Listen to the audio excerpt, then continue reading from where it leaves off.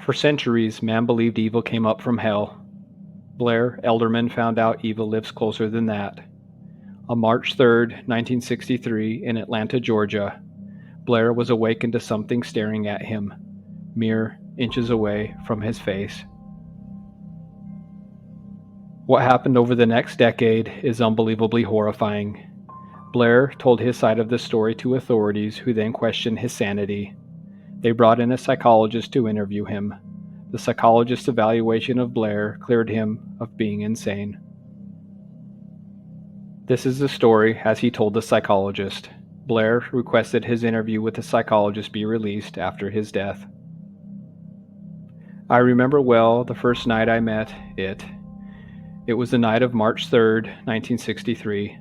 I'd been drinking a lot before going to bed, hoping I would sleep better. I'd been under a lot of stress. The week before, I'd come home from work to find my wife wasn't there, but oddly enough, her car was. I thought nothing of it at first, thinking maybe she'd walked to her friend's house or was just out. It wasn't until 11 o'clock I started to get extremely worried, so I made some calls to her friends and they'd not seen her that day. The next morning I called the police to report her missing. An hour later they came by, took a statement, and asked for a picture of her. They looked around the house for a bit, asked me some questions, then left. I got the impression they thought she'd up and left me, but I know my wife, and no, she wouldn't leave without taking at least some of her belongings. She was an orphan, so no immediately family members to speak of, so it wasn't like she would go stay with any family, and her friends most likely would have told me if she went to stay with them when I talked to them on the phone. We always got along well, so thinking she'd up and left me was the furthest thing from my mind. A lot of disturbing thoughts and images of what happened to her went through my mind, though. I followed up with the police every day for a week after that, but they weren't much help and didn't seem too interested. Again, I suspect they wrote it off as she'd left me. They ended up saying, "Don't call us, we'll call you if we find out anything." A week later, I'd come home from work and was thinking about my wife and where she might be. That was a difficult day for me. I didn't feel like eating, so on the way home, I'd bought some beer and whiskey to try and forget about life for a while. I'm not sure when I went to bed that night, but what happened next was something truly unbelievable and horrifying. I was laying in bed, sound asleep, when I was awakened by warm, humid air being blown onto my face and something that smelled horrific. I slowly opened my eyes and screamed. There, before me, inches away from my face, was something I could never have imagined existed. I scrambled as I sat up in bed, almost falling off the opposite side. It was dark in my room, but light enough to see what stood before me. It was some type of creature, standing there, staring at me. It's hard to describe what it looked like. It was about 4 feet tall and dark in color. For some reason, the thought went through my mind that it looked intelligent, like it was thinking and deciding what it should do with me. As I sat there in bed trembling with fear, I happened to look over to my right, noticing my closet door was open, knowing I'd always kept it shut. I also noticed the door to the crawl space was open and thought, this must have been where the creature before me had come from. Minutes went by as we both stared at each other. Suddenly, and without warning, the creature scurried back to the closet and disappeared down into the crawl space, closing the door to the crawl space behind it. Part of my mind was yelling at me to get up and run, but another part of me had a calm feeling about what had just happened. It was difficult to explain. I thought, if it wanted to harm me, it would have. I didn't sleep the rest of the night. I sat up in bed staring at the crawlspace door until morning, unable to move. Once it got light enough, I slowly climbed out of bed and crept over to the closet. I stood there staring at the crawlspace door before deciding to move my wife's dresser over the door. I then made breakfast and went to work. The entire day while I was at work, I kept thinking about what I should do. Part of me wondered if I'd dreamed the whole thing up, and part of me was saying I should run away and never go back home. I'd been drinking a lot before it happened and didn't sleep a wink after that, so everything was a haze that day. With the disappearance of my wife the week before, everything seemed surreal at this point. I felt like I was losing my mind. When I got home after work that evening, I just sat in my car for a while, not sure what to do. It was either stay here or go to a motel. But how long could I stay at a motel? I'd eventually have to come back to my house. Like my wife, I had no family. But unlike my wife, I didn't have any close friends to speak of, so staying with someone else was not an option, and neither was telling the police. They'd no doubt have me committed to an insane asylum. After about an hour of sitting in my car, I decided to go inside. It was getting dark, and sitting in my car in the dark made me almost as scared as going inside my house. When I got to the back door of my house, which is where I usually enter, I looked at the doorknob and took a deep breath before grabbing it and twisting it open. As I opened the door and stepped inside, I heard the sound of something scurrying swiftly through the house, heading towards my bedroom. Then it was dead silent. At that moment, I think my heart stopped beating and I froze in place. I knew what was scurrying and knew at that point what I saw last night was not something I'd imagined. I flipped the light switch on and just stood there. I was frozen in fear, deciding what to do. I'm a big guy, about 6'2", 220 pounds, and the creature I saw was only about 4 feet high, so I thought if it attacked me, I might be able to fend it off. That was the only comforting thought I had. After several minutes of standing there, I told myself out loud to quit being scared and walk to my bedroom. As I made my way to the bedroom, I flipped on all the lights and talked out loud to myself. When I made it to the doorway of my bedroom, I took another deep breath, then flipped on the light switch, which was just to my left. I stood there with my mouth open, not believing what I was seeing. My wife's dresser, which is rather large and heavy, was back in its usual spot. The crawlspace door was open again. A flood of thoughts entered my mind as I stood there. Suddenly, and without hesitation, I went over, closed the crawlspace door, grabbed a hold of the dresser, and pushed it back over the door again as fast as I could. I backed up a few feet and just stared at the dresser in the closet. I was scared and intrigued at the same time. Again, it's hard to explain.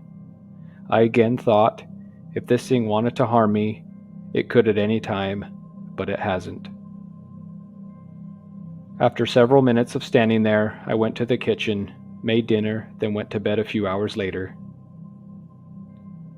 I slept better that night for some reason, and when I awoke, the dresser was back in its usual spot. This time, however, I didn't bother moving it back over the crawl space. It'd just get moved again, so I decided to leave it alone. I did think about looking down into the crawl space with a flashlight, but in the end, I decided to leave well enough alone. If the thing down there isn't trying to harm or disturb me, then I'll just as well not have a peek. Nothing happened over the next week. I'd come home from work, cook dinner, read a book, maybe have a few beers, then go to bed. It wasn't until Saturday evening of that week my life took a horrific turn. It was Saturday, so I had the day off. The weather was good, so I decided to go fishing at the local pond nearby to catch some fish for dinner. I ended up catching a few good ones, and it was good to take my mind off of things for a bit. It was getting dark when I got home, and as I was pulling into the driveway, I noticed two young men dressed in nice, collared shirts and ties standing on my front porch knocking on the door. As I pulled in, turned off the car, and got out, they approached me.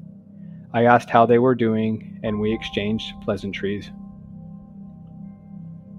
I then asked them what they needed. They proceeded to tell me they represented their church and were wondering if I'd like to hear more about it. Being I was in a good mood at the moment, I said, sure, why not? I invited them inside and had them sit down in the living room. I told them I needed to hang up the fish I'd caught on the back porch of the house and planned on cooking them later. I told them I'd only be a few minutes.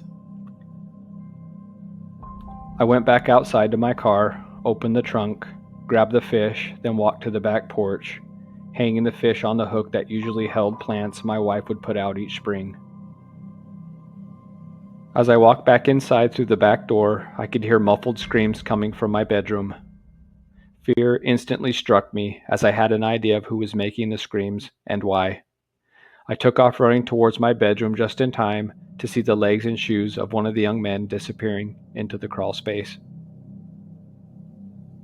I turned and ran back to the living room to see if the other young man was there. He was not. Only the books they were carrying with them remained. The front door was still closed, which meant the other young man most likely didn't run out the front door. My heart dropped and dread overcame me. I fell down to my knees as tears streamed down my face. I wasn't sure what I should do next. After a while, I went and sat down on the couch. I contemplated everything you can imagine. I thought about calling the police. I thought about going down into the crawl space, or at least having a look down there. Those were the two main thoughts I rolled around in my mind for hours. I figured the young men were likely killed by whatever it was that was living down there. I knew if I called the police, they came and didn't find the thing down there, then I'd get blamed. I also decided against looking down into the crawl space because, truth be told, I didn't want to get dragged down there either. Again, for whatever reason, this thing wasn't hurting me at the moment. I'm not sure what time I went to bed that night, but before I did, I shut the crawl space door and the closet door. I do remember having horrific nightmares that night. A few days went by before I saw police cars in the neighborhood at random houses, most likely questioning people about the missing young men. For whatever reason, they never stopped by my house, or did so when I was at work. A few weeks after the young men had been taken down into my crawl space, I woke up to the words scribbled in blood on my bedroom wall that read, "More." I jumped up and fell off my bed when I saw those words. I knew what it meant and what wrote it. I screamed out loud, "No," as I sat there on the floor of my bedroom. I washed the blood off the wall later that day. Later that night, I was awakened again to the creature standing there, staring at me, inches away. It stood there for hours this time, before scurrying back down into the crawl space. I still can't say why I did what I did next, and I'll probably never understand my actions. I know, though, I'm going to hell. Over the next 10 years, when someone came to my house, instead of turning them away, I invited them inside. I would then say I needed to go out back to take care of something. I'd wait 10 to 15 minutes, then go back inside the house. The person would be gone, and the closet and crawlspace door would be open. I'd shut the door and carry on about my life. If someone didn't come into my house for a while, the words, "More," would be written again in blood on my wall. That's when I was the most scared, waiting for the next person to knock on my door.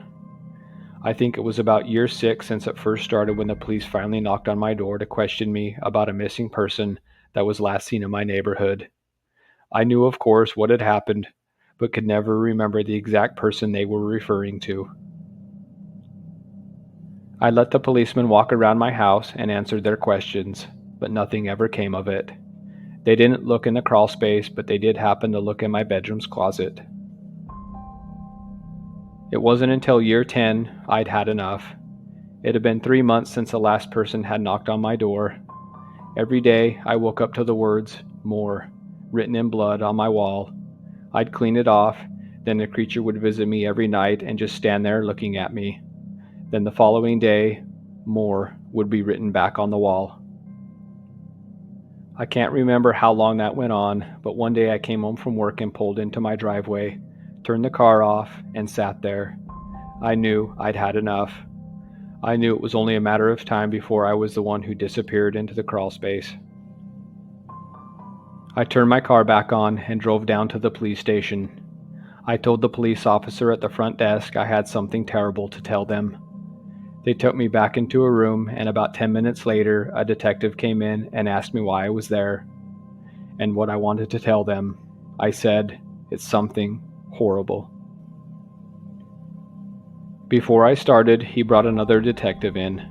I then proceeded to tell them the entire story from start to finish, while they intently listened and recorded the entire thing. I knew they thought I was a lunatic, but I simply didn't care. I was tired. As I laid it all out, they had looks of horror and disbelief on their faces. When I finished, they locked me in a cell and said they were going to check out my house. I handed them my keys, then went and lay down on the jail cell's bed and fell asleep. I hadn't had a real good night's sleep in 10 years. I think I'd been asleep for a couple of hours when I was awakened to one of the detectives from earlier saying to me, "Mr. Elderman, wake up, we found something." I thought, of course you did. I'd lost track of how many people had visited me and been taken down into that crawl space. He then said, "We didn't find any bodies, but we did find bloody, torn clothing of what appears to be several dozen different people, possibly more. One other thing we found a woman, and she's alive. Matching her appearance to the photos you have in your house, it appears to be your wife." She was unclothed and laying in one of the corners of the crawl space. She couldn't move on her own and was speaking gibberish. It took two of us men to get her out. We didn't find any creature like the one you described. All I could do was sit there on that bed in the jail cell in utter shock. I couldn't believe what I was hearing. I then asked, "Can I see her?" To which they replied, "Not at this time, and we're not sure when." When the police pulled Blair's wife, Carol, out of the crawl space, she couldn't see or walk for quite a while, due to severe atrophy. The strangest occurrence, though, was the fact she couldn't speak, understand, or write any words in English. She spoke in a language no one had ever heard before. Authorities brought in multiple expert linguists from around the country to see if they could figure out which language she was speaking. No one could ever decipher what she was saying. Even to this day, linguists from around the world have listened to the recordings of her speaking the strange language, and no one can say what language it is. Carol was put in a mental institution for a time. One day, she suddenly began speaking English again, and her eyesight returned. The authorities came to the hospital and interviewed Carol not too long after. This is an excerpt of the interview with Carol Elderman. "My husband Blair was not the one who pulled me down into the crawl space and kept me there all those years. I don't know what it was, but the thing was with me almost the entire time. Whatever it was, it spoke to me in a language I'd never heard. It somehow took away my capability to talk or even move, but whatever it was, for some reason, it kept me alive. It fed me some type of raw meat and some type of liquid that was not water. I'll never forget the day it took me down into the crawl space. I relive it in my mind almost every day and have flashbacks every night about it. It was the middle of the day. I was sitting in the kitchen drinking a cup of tea when I heard a noise coming from our bedroom. Of course, I went to have a look, and to my disbelief, I could see the closet door wide open and the door to the crawl space had been lifted up and was open. I was a little scared, but mostly confused. I stood there thinking about what to do, but I knew I had to close the crawl space door. It took me a few minutes to get the courage to go over to the closet to close it. Before closing the door, and for some reason I'll never know, I knelt down and stuck my head into the crawl space to have a look around. It was then something suddenly grabbed me from behind my neck, pulling me down into the crawl space. I blacked out at that point. The next thing I remember was being nudged in the face and having some type of raw meat forced into my mouth. Over the years, that's how it went. It felt almost like a bad dream. Even though I couldn't move or speak, I could think clearly. The most disturbing thing to me was being able to hear Blair above me all those years, and him not knowing I was only a few feet away, underneath him.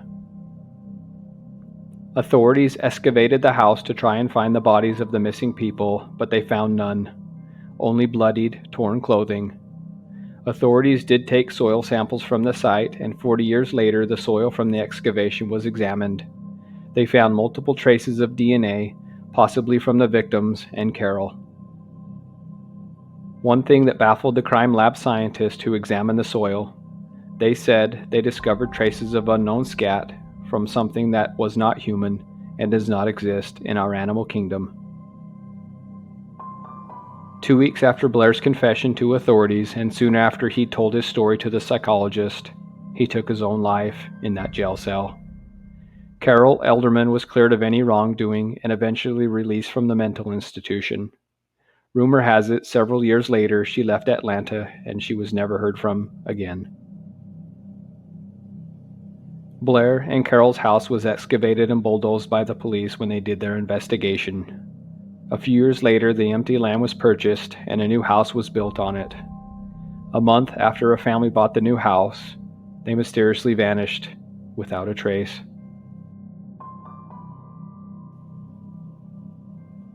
For more scary horror stories, please subscribe.